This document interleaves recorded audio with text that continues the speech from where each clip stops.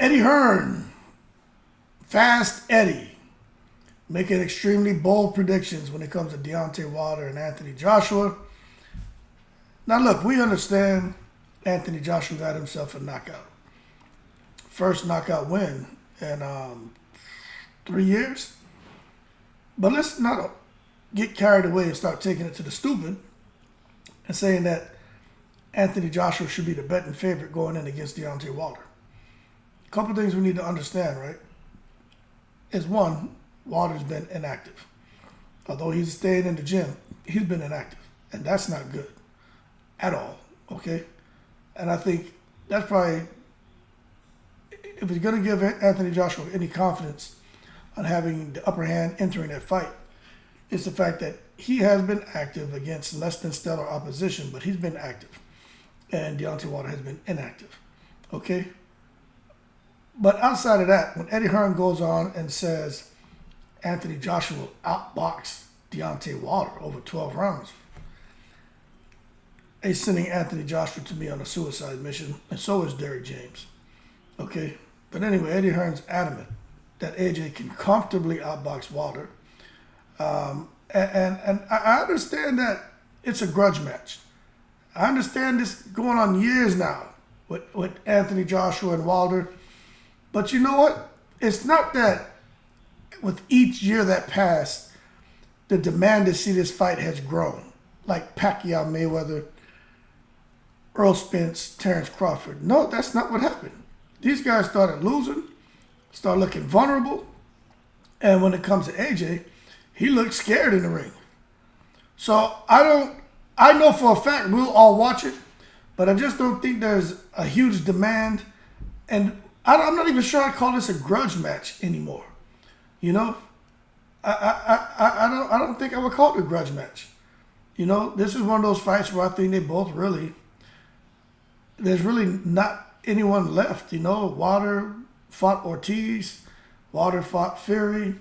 He needs to fight AJ, probably needs to fight Dillian White. But I mean, he needs to fight Usyk. AJ needs to fight Fury. He needs to fight Deontay Wilder. So I think they're just at a crossroads right now where it's like, hey, make the biggest fights possible and eventually sail off into the sunset. But the bottom line is the former two-time unified heavyweight champion, Deontay Wilder, man, what's his name? Anthony Joshua is hooking up with Deontay Wilder, man. And I understand what Deontay Wilder did to Helenius in the first round. Well, Joshua was able to get it done in the 7th round. He took a lot of damage, but the bottom line is he got the job done, man.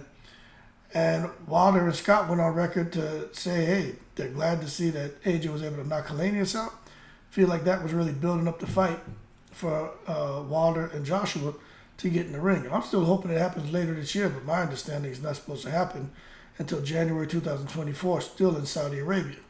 Both of these guys making upwards of $50 million apiece. Now, when it comes to Eddie Hearn, I don't know what his deal is, man.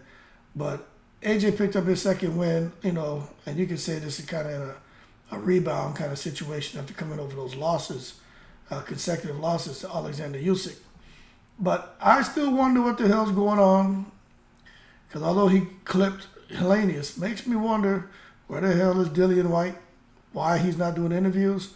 What did they do to Dillian White? I still think, like I said in that YouTube short, they got him tied up somewhere, hog-tied with a sock in his mouth so he can't talk. Because don't you find it odd that big mouth Dillian White has disappeared from the face of the planet? I mean, the real question is, where the hell is Dillian White? That don't seem unusual to you? But nonetheless, Hearn seems to be very delightful and delighted that, what's his name, Dillian White, wasn't in the ring with Anthony Joshua. And he seemed to be equally delighted, maybe even more delighted, to see AJ pick up his first stoppage in over several years. But one thing I'll say to Ed, well, Hetty, that big bald head of his, right? Hetty Hearn, is people understand Joshua's in there fighting Usyk, who's an amazing fighter. But we also understand that AJ's gun shy and doesn't have the confidence. But I don't think anyone is super disappointed in AJ not getting a knockout over Usyk. I think we all have a good understanding that Usyk is special. But the Jermaine Franklin fight is something that has everyone disappointed because he didn't even try to knock Franklin out. And with Helenius, when he finally decided to let the hand go, he was able to get the job done. But Eddie Hearn is going out here and saying, look, man, and some people agree with him, that he thinks that, AJ can beat Deontay Wilder very comfortably.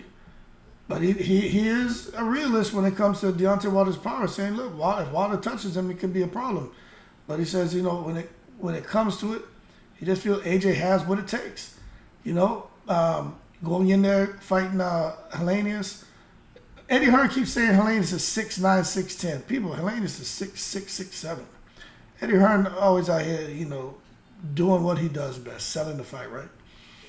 But he figures that he was able to punch with Helenius, who he once said once wouldn't give him any credit, but now calling him a tricky fighter. But he feels like AJ went the 7 rounds with him, and that just showed Eddie Hearn that AJ can bang with a tall guy, with long reach, with power, with good boxing skill. And when AJ decides to use the backhand, AJ can get the job done. He feels like he'll be able to do that against a guy like Deontay Wilder. In addition to that, he did underscore trying to replicate the power of Deontay Wilder is impossible. But he says it doesn't matter because he feels AJ has the same kind of power, but a better boxing IQ. And for that reason, he feels he can outbox him over 12 rounds and make the fight super easy, kind of like what Tyson Fury did in the first fight. But my thing to that is, we know what happened in the first fight with Fury and Wilder. Fury looked magnificent. But at some point in the fight, Wilder catches up to his opponents. And when he hits them, bad things happen. So for Eddie Hearn to talk about Anthony Joshua, how he showcased improved footwork, having patience, impeccable head movement, staying in the pocket and trading with a vicious puncher like Helenius. I gotta say, Eddie Hearn, hold your horses. Stop taking it to the stupid. We all know AJ has lost the killer instinct, man. Big Femi, I'll keep saying it. Big Femi is gone. This whole thing about more like a methodical approach and being intelligent, and that's I just don't think that's gonna serve him well. But Eddie Hearn does. The Saudi showdown with Wilder should be AJ coming in and just blitzing him. Simple, man. I just don't think Wilder can respond fast enough. If he gets caught off guard, like I said it before, Jacobs, Quillen, catch him off guard. You got to blitz him because you sit there trying to outbox Wilder. He's thinking too. And he has a very good brain in his corner in Malik Scott. And I'm telling you, if you let the rounds go by, just like they're working the game plan over there with Derek James, Malik Scott and Wilder is working, and they're working on things for him to just line Anthony Joshua up because Joshua's going to make a mistake. I'll tell you this. For those of you who are still with me in this video, you tell me, right, if you can say with confidence that Anthony Joshua, although he got hit plenty by Helenius, I want to hear you tell me with confidence that AJ can sustain taking the kind of shots from Helenius that he can sustain taking those same shots from Wilder. Come on, man. We all know what happens when Wilder lands the right hand. We know. It's not even a matter of if you like AJ or not, or like Wilder or not. These are just facts. Wilder has made a career out of tranquilizing people. But we know what Anthony Joshua has done in the past. That guy's no more. Big Femi's gone. But maybe Big Femi will resurface to give us one of the best fights in heavyweight boxing, probably one of the best fights ever. But that has a lot to do with Anthony Joshua, and if he wants to be Big Femi, or if he wants to be an intelligent boxer and